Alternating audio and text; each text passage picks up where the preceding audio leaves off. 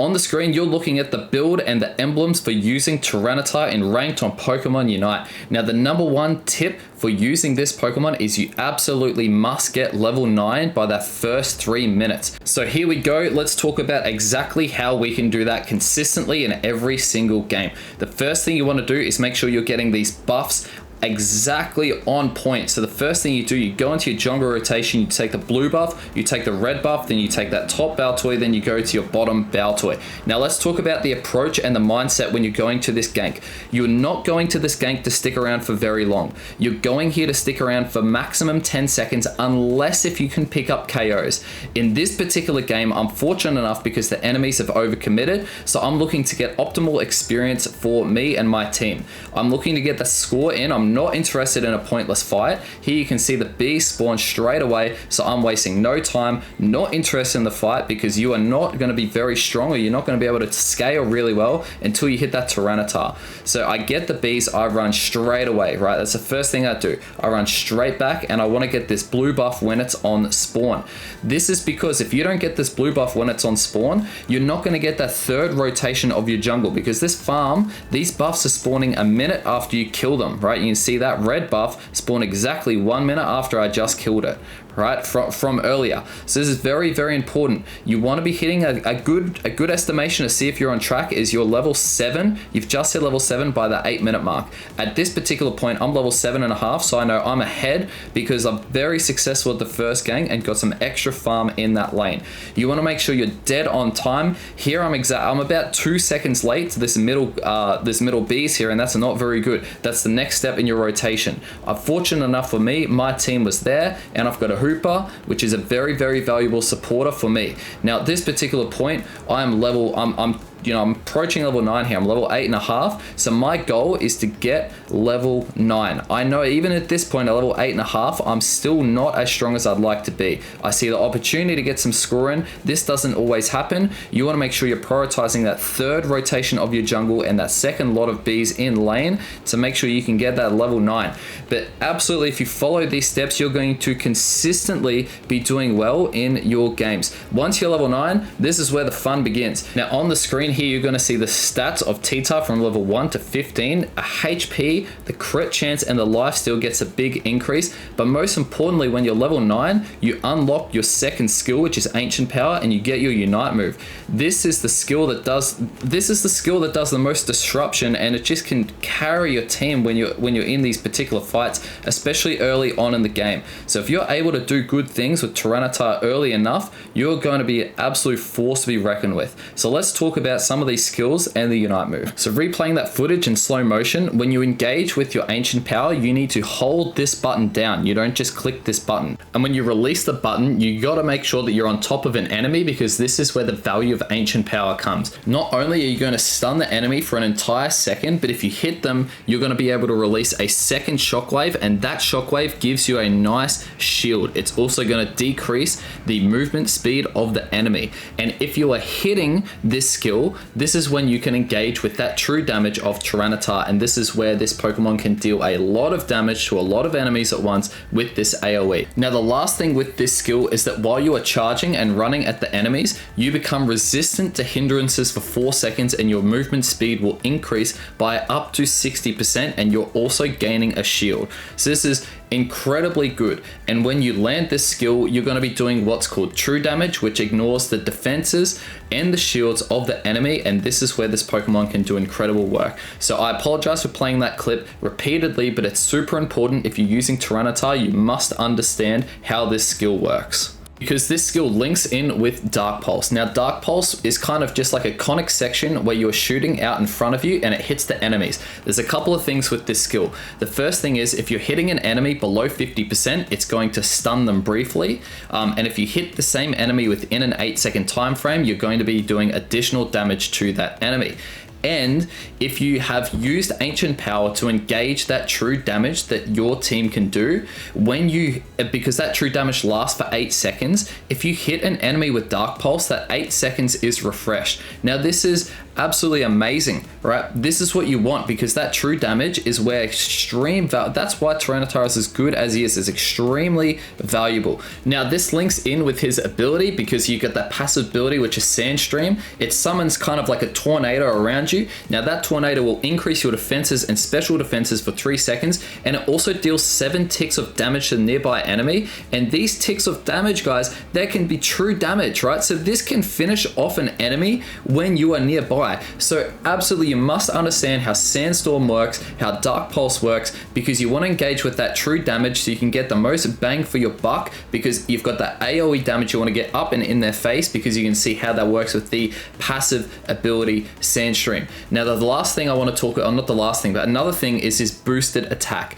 Your boosted attack has an additional 5% lifesteal on the enemies, and this lifesteal contributes with true damage. So if you deal true damage to the enemy, you get lifesteal based off of this. So this is absolutely really important to understand. The final thing to mention is his Unite move. When you click this Unite move, you become briefly unstoppable, which is nice, and you go into this kind of rampage for 10 seconds. Now, when you're in this rampage, you get a 50% increase in tenacity. This is essentially your ability to run through CC and crowd control and all that kind of stuns, right?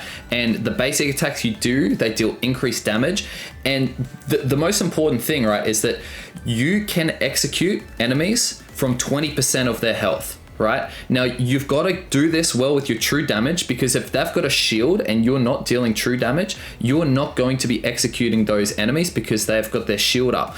But if you're dealing true damage, that's ignoring those shields, and you're going to be able to execute them from a very low amount of health. So that is, well, from 20%, which is incredibly valuable. So we're going to talk about how you want to use the combos with Tyranitar, and obviously this gameplay here is when my team is in a winning position. Now, generally what you want to do is you want to engage with your Ancient Power and land on a group of enemies. While they're stunned, you hit your Dark Pulse, and then you can use that Ancient Power again. That's going to give you a shield, and that's very, very good, because that keeps you in the fight for longer. Generally, by the time you've done all of those combos, you've done a lot of damage to the enemies, and this is why having a good healer is very important for Tyranitar, because you want to be getting up in their face. You want to have that healing attached to you, because you're going to be able to do a lot of AoE damage to the enemy, and you also got a lot of hindrance resistance. You can get right up in their grill. However, if you don't have the support with you, you're going to find it as a bit of a struggle. You can dive pretty well with this character, and you can see you're going to be able to exhaust the resources from the enemy quite a lot. Now, I'm going to play this kind of last 2 minutes here, because this just shows the true power of what Tyranitar can do. Obviously, I've got the great support of my Hooper, and I've got a Blastoise that's just CCing the entire enemy team, right? But I am just staying in their jungle for the last 2 minutes here. The Hooper sends us all back for the resets, and let's talk about these combos. I go in with my Unite move. I engage with my Ancient Power, and then I'm launching off my Dark Pulse. This way I'm going to be able to engage in the true damage, and each Dark Pulse I hit from this point, I'm going to be reinstilling that true damage onto the enemies, regardless of what happens with my Ancient Power. So that's very, very important to get that initial combo off. You can see here my Hoop has got fantastic portals. I'm using them to get back into the fight. It's been about 45 seconds. We're still in their jungle. We're kind of waiting for our Delphox to engage in the fight, and fortunately for us, I was able to stay alive. It was very, very risky there, but the Delphox lays down his Unite move, and we essentially get a team wipe on the enemy team. So now at this point, we've pretty much won the game. We put the team in for the resets, and then we rip the Ray, right? So this gameplay obviously is in a winning position, and this is what Tyranitar is absolutely capable of doing. If you're able to play that early game well and get ahead with Tyranitar, of course life's going to be swell for you. And the ability to secure with this Pokemon is quite good, because obviously you've got a lot of passive AoE ticks with your ability. However, if you get that Ancient Power and the Dark Pulse off, the true damage is not bad. You shouldn't be going for the secure with this Pokemon. You should be looking at wiping the enemy team. Because this is what Tyranitar does very, very well. You can see the damage numbers when you use Tyranitar in a successful game where you snowball can be very, very high. This isn't here to just flex how much damage I can do in a game. This is just to demonstrate 166k is not a normal amount of damage to be doing in a game. And obviously this isn't possible without the help of a very good supporter who can help you stay alive in those fights. Now let's have a look at a game where things don't go so well with Tyranitar and how it can be very, very tricky to recover, but always looking for your win con. So that kind of section before, that's the guide on how to use Tyranitar. That's the explanation of his skills. There's no real technicalities to it. It's engage and understand what those skills do and just get into the face of the enemies, and ideally you've got a supporter with you. It's amazing fun to do in duo queue, so if you've got a friend who likes playing a Hoopa or an Eldegoss or potentially even a Comfey, you guys can have a lot of fun in the duo queue. But guys, you've got to be taking this Pokemon into the jungle. This is a gameplay where I'm just not fortunate enough to have a lane that does very well, either top or bottom, right? So things don't go so well. And there is a way to recover when you're playing this Pokemon. So Tyranitar, you go through that jungle clear. Blue buff, red buff, top Baltoy, bottom Baltoy, head to your lane and understand you're not looking to engage in a fight in this lane. You're looking to help your team secure any farm, and you can see all I'm looking to do is push them away from the bees. They're two weak Pokemon and they've decided to kind of overstep their mark, in my opinion. So I've looked to punish that, right? I push them back, our team follows up, so we're able to get a kill, and then I'm able to go into these bees here and get quite a chunk amount of that experience. So I'm leaving lane nice and early at level 6. That's exactly what you want to be doing, and getting back to this blue buff on spawn. Guys, your rotations have to be absolutely perfect. Straight away you hit onto that blue buff and then you go run up to that red buff. That red buff is there exactly 1 minute after it spawns, so you want to be taking that as soon as possible.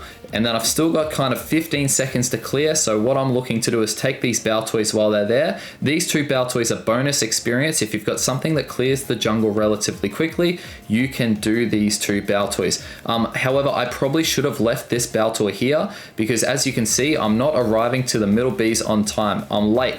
So I'm 1 second, 2 seconds, 3 seconds, 4 seconds late. I'm just fortunate enough that the enemy team wasn't capitalizing there and they didn't get to the middle farm before I did. Now, you're not looking to engage a fight. You're looking to take this experience and run. You're looking to engage the fight when you've got level 9. That is your #1 priority. So I look at where is any extra farm I can get on the map. You're only fighting the enemy if they overcommit. So here I've got that level 8. We're 7 minutes 30 here. I'm looking to take this back Baltoy. Okay, I'm just getting any experience I can under my belt. And then the 7 minute 20 bees come here. You can see my blue buff is spawning. I know I can run to that to try and get that evolution happening. There's a bit of a top bit of farm there, that's nice. And then here I'm just looking at the bees. What can I get? I was actually, not quite fortunate enough to really get any of that. So what I'm doing here is I'm just running away. I'm taking this buff, and this is why your rotations need to be perfect. If you're 10 seconds late to these buffs both times, they're probably not going to be spawned at this 7 minute mark if you're not doing your rotations properly, right? If you're screwing around, not getting that optimal amount of experience. So top lane doesn't go so well. The bottom lane we've done okay, but I'm still consistently hitting level 9 at the time of that first objective, regardless of if we're successful in fights or if we're unsuccessful. And when we've got this, Tyranitar, you can see straight away I'm looking at engaging in fights. Now, their Slowbro and Decidueye have done a very, very good job at kind of playing pretty passively there and kind of chunking my health bar and kiting back. So they've actually done a very, very good job at pushing me and my team out of that fight. We probably should have just gone for the rip, force their team to come into the fight. But honestly, I'd say at this particular stage of the game, they've played it phenomenally, and you can see on the minimap in the top lane, things are not going well. So I've called out to my team like, hey guys, we need to just rip this. Okay, we're fortunate enough that the Decidueye didn't get in there, but he's played that absolutely perfectly. He's played it nice and safe. I'm looking to get that 40 score because we've got the numbers down bottom. We've got to get some level of scoring happening there because the enemy team has prioritized that top lane. So we've got the advantage in the bottom lane. The enemy have got the advantage in the top lane. If we have a look at the levels at the moment, I'm only level 10 and we're 4 minutes into the game. In my mind, I think that I'm actually a little bit behind here.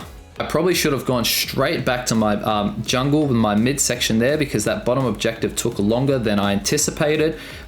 So at this particular stage, that I don't really have a very good advantage over the enemy team. So now I'm kind of relying on winning a fight. Now this is the nature of your solo queue and duo queue games. You're not exactly going to be able to just run into every single fight and win them, right? Here you can see I've run in, I've used my Unite move, I've pretty much done what I can there.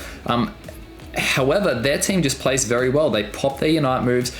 You can see the Mewtwo Y use the Unite move, the Decidueye stands back, the Slowbro does very good tanking. So their team just worked really well there, and the Pikachu was getting some stuns. So I think our team overall was quite successful in that team fight. And you know, they've done pretty well. They've got some experience there. But generally when that team fight breaks out, there's no point running back to it. You just want to take the farm when it's up on the map straight away.